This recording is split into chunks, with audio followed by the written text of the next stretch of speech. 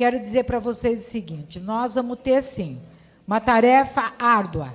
A primeira delas é estruturar o PT, montar a chapa toda de vereadores e eleger a nossa bancada nas câmaras municipais. Esse é o papel central e o nosso prefeito. Esse é o papel central. Agora vem o outro plano. Com que plano nós vamos debater? De que forma nós vamos chegar às câmaras municipais e também aos executivos municipais? Um plano municipal, né, plano de governo municipal, tanto para o legislativo quanto o executivo. Nós temos uma coisa que está para ser desestruturado, que vai desestruturar a educação desde o município até o ensino médio do Estado, que é o Fundeb. O Fundeb acaba o ano que vem. Cláudio, eu vou chamar uma plenária de vereadores, uma plenária de secretários municipais de educação, para a gente debater a recomposição do Fundeb no Estado de São Paulo. Porque se o Fundeb acabar, Luiz, é tudo que o Dória quer e é tudo que o Bolsonaro quer. Vai ao encontro da desvinculação de recursos, que aí é o tipo, o orçamento é tanto, sobrou isso, a gente joga para a educação. Não! A vinculação de recursos na Constituição de 88 foi uma luta histórica e serviu para estruturar a educação da União até o município. Eu participei com você num debate lá na Câmara de Vereadores, e foi rico aquele debate, em que a gente, por várias vezes, chamou o Fundeb para discussão, que aquela secretária não tinha compromisso nenhum com o Fundeb. Pois bem, se nós temos que trabalhar com um plano municipal para as eleições municipais, nós temos que pensar, então, que nós vamos fazer melhor. Ou nós temos um legado que já nos credencia a dizer que nós seremos os melhores em termos de propostas. E ser os melhores em termos de proposta é pegar a educação infantil e dar a ela o olhar que tem que ser. Atender essa população e a mãe, porque atende de duas formas. Atende a mãe trabalhadora e forma a criança. A criança, quando vai para o processo de alfabetização, ela já, de certa maneira, está preparada, né, para se alfabetizar. Portanto, vai se desenvolver muito melhor. A primeira infância, eu costumo dizer, ela é muito importante na vida de todos os estudantes. Ela é muito importante. Eu posso ter um bom ensino médio, um bom ensino fundamental, mas a primeira infância é que me prepara para a alfabetização numa concepção, como dizia Paulo Freire, eterna, perene. Você sai da palavra decodificada para a palavra mundo e aprende o mundo da forma como está. Aqui no estado de São Paulo, nós estamos assistindo a quê? Uma parafernália de projetos, o último agora de arrepiar os cabelos. Porque, Douglas, se é verdade que o Escola Sem Partido não foi implantado pela lei, na prática o Dória está fazendo. Vou dizer como. Quando coloca o coordenador pedagógico para vigiar o professor na sala de aulas. Isso é ou não é o Escola Sem Partido? Então, vamos queimar o Dória. Vamos dizer que o Dória implanta a Escola Sem Partido no estado de São Paulo a partir de vigiar os professores na sala de aula através dos coordenadores pedagógicos. Eu tenho certeza absoluta que os coordenadores não concordam com isso, que o papel do coordenador pedagógico não é vigilância, é coordenar o projeto político-pedagógico elaborado coletivamente pela comunidade escolar. Esse é o papel do coordenador pedagógico. Mas como não querem dar condições, coloca o professor vigiando o professor. Porque o coordenador pedagógico é um professor com a função de coordenador. Ele não é um cargo, Cléo. Pois bem, esse é um ponto que nós vamos ter que enfrentar e já soltei o pau ontem. Vocês viram? Vou para o Ministério Público dizer que está havendo um ataque à liberdade de cátedra. Porque a autoridade e a autonomia pedagógica na sala de aula confere aos professores. E aí, Parecidinho, você vai fazer o inverso. Você vai colocar a autonomia pedagógica e a liberdade de cátedra como princípio fundamental na vida dos professores. Pois bem, ponto 2 da história. O Dória não quer nem pensar em ser igualado com o Bolsonaro. Mas como é que ele foi eleito mesmo? Ótimo. O que irritou ele na última semana? Foi um textinho que nós escrevemos, dizendo que... Como é que era o sofrimento? Como é que era o texto? Sofrimento em dose dupla. Igualando os dois. E eles são direitinhos. Assim, você pega assim... Tem a vértebra direitinha. Pega a educação, um enxuga a educação, o outro enxuga a educação. Eu tenho aqui os dados que demonstram que, por exemplo, esse projetinho vagabundo do Dória, dizendo que está recompondo, reformando escola, isso aí teve uma redução de mais de 60% dos recursos com relação ao ano anterior. E na questão de modernização e na questão de tecnologia, 91%. Então, está se falando numa escola de século XXI sem implantar a escola do século XX. Esse é o Dória aqui no estado de São Paulo. Agora, qual é a outra questão também que a vértebra liga direitinho? Está correndo a CPI das universidades na Assembleia Legislativa. Eu entrei. Entrei não para fazer parte a favor. Também, mas porque entendia que se tinha lá o número e só a direita estava, quem é que ia gritar? Pelos alunos, pelos professores das universidades, que estão sendo culpabilizados por conta dos gastos, mas não é isso. Vocês se lembram da emenda constitucional 95? Está aí. Essa universidade não tem condições mais de tocar. Não tem como. A gente avisava que o golpe teria uma repercussão geral, desde a educação infantil até as universidades. E, infelizmente, votou no Bolsonaro também pessoas muito bem informados, que queria alternância, que estava chega de PT, tá? Então ganhou um presente aí de grego. Ganhou mais um tanto e mais de neoliberalismo e retrocesso que, aliado com o senhor Dória aqui no estado de São Paulo, vai fazer o quê? Vai fazer com que os alunos paguem universidades. Tem lá o rapazinho, ele então diz o quê?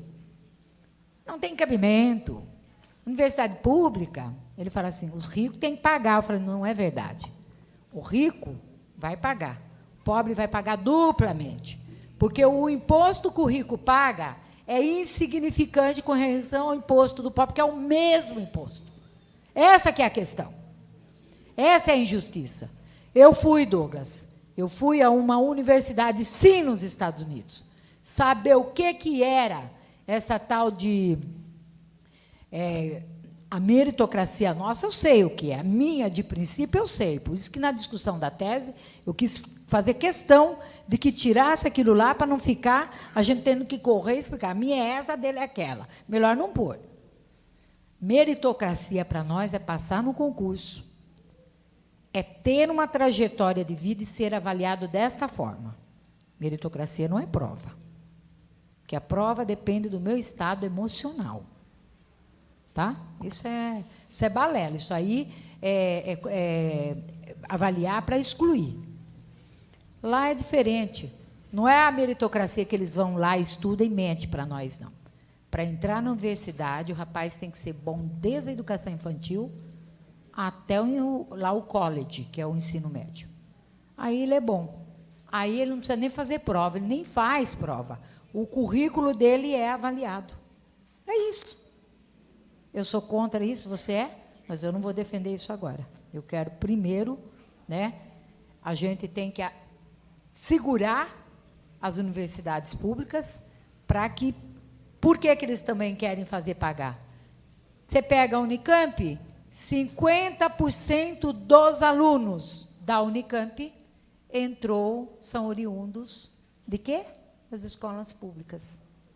Passaram pelo Enem, que é um instrumento de inclusão social do nosso governo petista. Dói até ouvir os caras falar em Enem, né, Douglas? Enem. Enem, mas fala de quem é o Enem? Esse foi um instrumento de inclusão social, que foi o Enem, de colocar os estudantes nas universidades públicas, tal qual os bonequinhos que fazem aí o privado para poder ir para a universidade pública depois. Então, eu chamo a atenção que o Dória, ele não está brincando. Na Assembleia Legislativa, nós pautamos, essa foi uma grande vitória. Até fiquei assustada, falaram de Biapard lá na reunião, Biapard nem sonhava com esse plano aí que foi elaborado em 2015, 2016, o Alckmin acabou acatando a nossa posição, nós fizemos um posicionamento, a POS foi, sinal, a grande proponente, e eu me lembro que o Zico Prado, com muita dificuldade, não queria nem assinar o negócio, quase que assina o do PSOL, não assina o nosso, eu quase que obrigo, né? Porque o cara não entendia, então ele fala, não, eu vou assinar, para, cara, isso aqui tem 75 idade, eu sou do PT, o do PSOL está atrasado, o negócio é um diagnóstico, e era mesmo, era só para marcar posição, né? E nós íamos perder, caso ele assina, não ia passar, e o nosso plano é avançado. Então, está lá pautado. Eu vou precisar de vocês, que vai ter um momento que nós vamos ter que ir para cima dos caras, falar, ou vai na perspectiva de implementar essa coisa, ou então nós não vamos aceitar nenhuma outra política educacional, porque esta é a política educacional. Não sei se Ferraz já tem plano municipal de educação. Não tem. Isso vai para o seu programinha de governo. Plano Municipal de Educação. É fundamental que, desde da União, que tem o Plano Nacional de Educação, que a presidenta Dilma homologou, sancionou, até o município construa seus planos municipais de educação. E com uma questão fundamental também, que é o sistema nacional articulado, e, ao mesmo tempo, nós colocamos no estadual, o sistema estadual articulado de educação. Isso está. O que a gente pode fazer? Vocês podem reivindicar para o governo do Estado de São Paulo, que tem que constituir o sistema estadual de educação, conforme está no Plano Estadual de Educação. Oficiar. Porque aí tem que fazer com que esse sistema seja... O que vai acontecer? É uma vértebra. Você cria uma vértebra em que estados e municípios trabalhem em quê? Regime de colaboração. Mas não colaboração bom do serviço para o município. Regime de colaboração em que o Estado coloque a cota parte dele e o município a cota parte dele. Aí, para nós, tanto faz se a escola é estadual ou municipal. Nós vamos unificar a educação no Estado e no município de tal forma que a gente vai avançar na qualidade de ensino. E esses são os legados do Partido dos Trabalhadores, que são fundamentais. Salário do professor não pode ser nunca abaixo do piso salarial profissional nacional. O Dória consegue pagar abaixo do piso salarial profissional nacional. 10,15% está no STF, mas tem 4,54% que pode dar até que o STF resolva os 10,15%. Vai pagar? Vai perder? Não, não vai, porque aquela lei é originária do Supremo Tribunal Federal. Os ministros que votaram não podem votar contra agora em algo que eles legislaram, que foi a regulamentação do piso salarial profissional nacional. O método de melhoria de resultados também está na linha privatizante, porque a avaliação, se ela tiver que acontecer, é dentro da escola, não é fora. Quem está fora não sabe como nós construímos o projeto político-pedagógico. Isso aí é balela, isso aí é para retirar recursos públicos para as instituições privadas, tipo Fundação Ayrton Senna, Fundação Lema. Ele criou um grupo que chama, um consórcio, chama Consórcio Aliança. Esse Consórcio Aliança tem esse Fundação Lema, Ayrton Senna e mais as organizações, um outro conjunto que fica aí, que é a iniciativa privada dando norte para a educação. Mas eu acredito que agora ele foi longe demais com a história de pôr o coordenador pedagógico como vigilante do professor, porque isso é rebaixar muito o coordenador. Eu acho que ele foi longe demais. E nós, então, vamos poder, e aí já me articulando, inclusive, com as entidades da educação, acho que tem uma greve geral da educação aqui no estado de São Paulo. O Dória tem que parar de achar que nós temos medo dele. Nós não tivemos medo de Mário Covas em 2000. Nós não tivemos medo do Alckmin. Nós não tivemos medo do Serra. Nós não tivemos medo do Alckmin de novo, com 92 dias de greve. E nós não vamos nos curvar diante do senhor Dória. Ou ele muda a direção da educação no estado de São Paulo, ou nós vamos meter uma greve nele, que eu quero ver ele ser presidente da República. Porque quem cai em desgraça com os professores não se elege presidente da República. Cito quem? Serra, Alckmin, e acho que o Dória vai para a mesma linha. Tá? Com isso eu termino dizendo para vocês, muito obrigada pela atenção. Eu quero mandar para vocês uma contribuição especial que o nosso DIESE faz de estudo de números para você, Aparecido, de como que está o gasto com o Fundeb no município, o que seria necessário, quantas crianças. Isso é bom para fazer o debate no sentido de dizer, chamar a população que falar de número não é um problema de matemático, é nosso.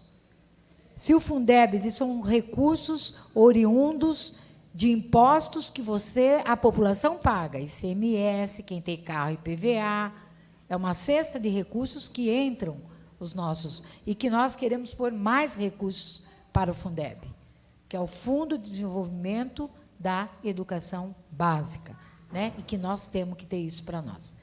Temos que ter a formação de professores, não aos fins de semana, no local de trabalho, portanto, a implantação da jornada do piso. Isso também pode deixar que nós vamos nos debruçar. E dizer para vocês que eu tenho muita honra de estar aqui e agradecer mais uma vez o apoio que vocês me deram. Não quero decepcioná-los. Por último, mesmo, eu tive a honra de ter você fala, mais três emendas fundamentais. Uma que é o reajuste, revisão anual do reajuste do funcionalismo público, que são diretrizes. A segunda, que é a valorização dos professores. E a terceira, que é recursos do Tesouro para o IANSP. Foram 3 diretrizes assim estruturantes. Eu posso conseguir muito mais coisas, mas se essas 3 se tornarem realidade, eu acho fundamental. Para a comunidade LGBT, eu tenho 3 projetos de leis já aprovados já com parecer favorável da própria secretaria que trata da diversidade sexual, que tem que trata dos recursos oriundos de multas por pessoas que fizeram discriminação, né, com homossexuais, então que seja aplicado, por exemplo, essas multas sejam aplicadas para o tratamento dos portadores de HIV. A segunda, também com relação à diversidade racial, da mesma forma, né? Os recursos sejam usados também para projetos dessa natureza. E a última, eu acredito que mais importante, que é o casamento de transexuais, que seja dado gratuitamente, né, para os casais, para os que forem casar, né, não tenham que gastar, porque são muitos pobres. Se a gente souber, vocês sabem que a população trans, na sua grande maioria, eles se tornam, na verdade, prostitutas, porque não tem, primeiro sofre a discriminação, depois sofre a dificuldade também de arrumar emprego, e isso, de certa forma, acaba dificultando também a vida deles, tá? Então, um forte abraço, muito obrigada, e sempre à disposição de vocês e a serviço também aqui de Ferraz Vasconcelos. Obrigada, querida.